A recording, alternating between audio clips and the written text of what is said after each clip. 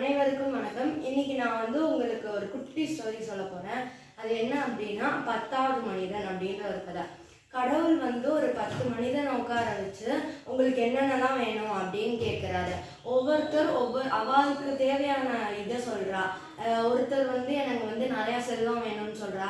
இன்னொருத்தர் வந்து என்னோட பதவியில வந்து எனக்கு உயர்வான பதவி கிடைக்கணும் அப்படின்னு சொல்றா. இதே மாதிரி 9 மனிதர்களும் ஒவ்வொன்றும் அவளுக்கு இது வேண்டியதை சொல்றா. இந்த 10வது மனிதர் என்ன கேட்காருன்னா, எனக்கு வந்து ஒரு மன நிம்மதி வேணும் அப்படின்னு சொல்றாரு. கடவுள் வந்து நீ கொஞ்ச நேரம் காத்துரு, நான் வந்து உன்கிட்ட கொஞ்சம் பேசணும் அப்படின்னு வந்து சொல்றாரு.